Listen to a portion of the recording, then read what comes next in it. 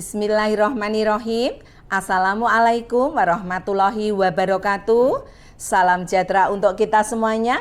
Om Swastiastu, Namo Buddhaya, salam kebajikan. Saya Profesor Dr. Diah Sawitri SEMM beserta jajaran kami mengucapkan selamat dan sukses untuk wisuda sarjana tahun akademik 2022-2023.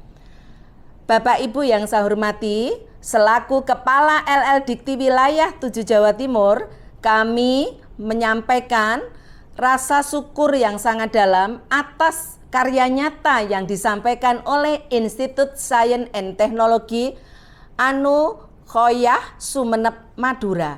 Insya Allah yang diwisuda saat ini betul-betul wisudawan yang mampu mencetak kerja, bukan pencari kerja.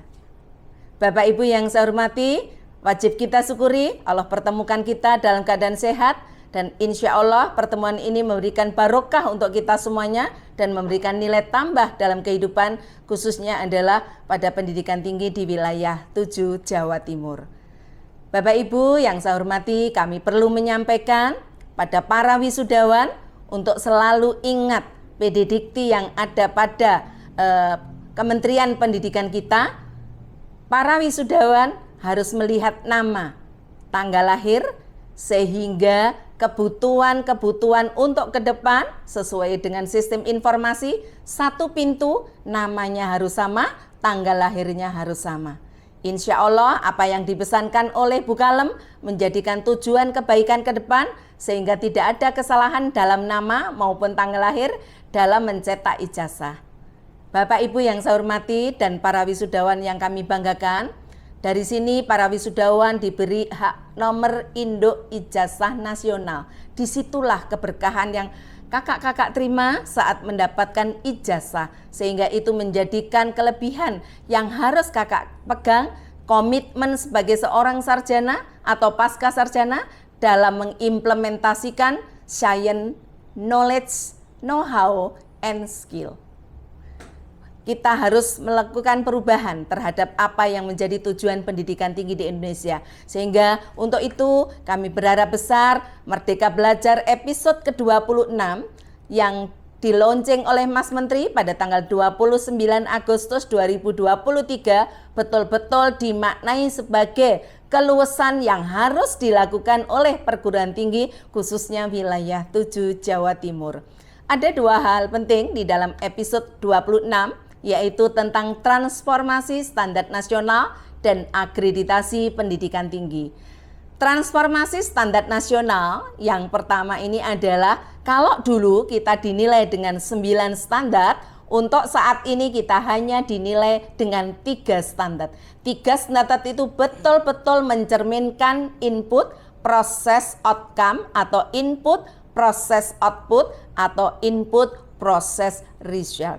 Disitulah kita penting tahu apa yang menjadi tanggung jawab perguruan tinggi dalam manajemen information system, higher education quality assurance.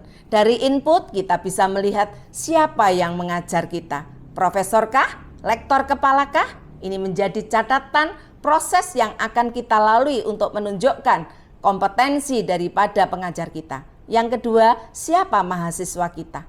Dan juga tendi kita, pustakawan kita, sarana dan prasarana yang dimiliki oleh kampus, serta kurikulum yang mendukung transformasi pendidikan tinggi dengan melakukan perubahan atau menyesuaikan, melakukan rekonstruksi untuk mendapatkan kompetensi di masing-masing prodi sesuai dengan apa yang menjadi tujuan episode ke-26. Dan yang tidak kalah penting Bapak Ibu, kontrak kuliah. Kontrak kuliah ini betul-betul menjadikan jaminan para mahasiswa apa yang menjadi capaian pembelajaran lulusan atau biasa disebut CPL, CPMK, sub CPMK, dan indikator betul-betul menjadikan nilai tersendiri di dalam proses belajar mengajar sehingga kompetensi mahasiswa betul-betul didapat dari proses belajar tersebut. Yang kedua, kita bicara proses, bagaimana proses dilakukan. Bapak Ibu harus memahami, masyarakat harus tahu bagaimana proses pendidikan ini dilakukan selama putra-putri Bapak Ibu melakukan kuliah. Yang paling penting kita harus tahu siapa yang mengajar, bagaimana dosen kita mengajar, bagaimana cara belajar mahasiswa, metode, strategi, model, serta terkait dengan taktik dan strategi dalam melakukan proses belajar mengajar merupakan capaian yang betul-betul menjadikan indikator dari output. Kalau dulu output kita adalah pengetahuan, sikap, keterampilan umum, dan keterampilan khusus, tetapi saat ini yang paling penting output kita adalah apakah lulusan kita bisa mencetak kerja.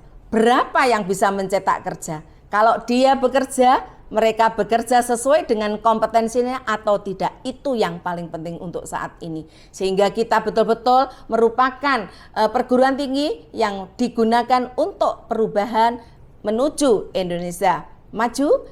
Indonesia merupakan kebanggaan kita bersama untuk membentuk SDM unggul Indonesia maju, SDM unggul Indonesia Emas 2045, dan SDM unggul pemimpin masa depan. Ini yang perlu kami sampaikan kepada Bapak Ibu wali dari para wisudawan dan seluruh undangan, bahwa ada dua hal. Yang pertama adalah sudah kami sampaikan, yang kedua adalah akreditasi pendidikan tinggi.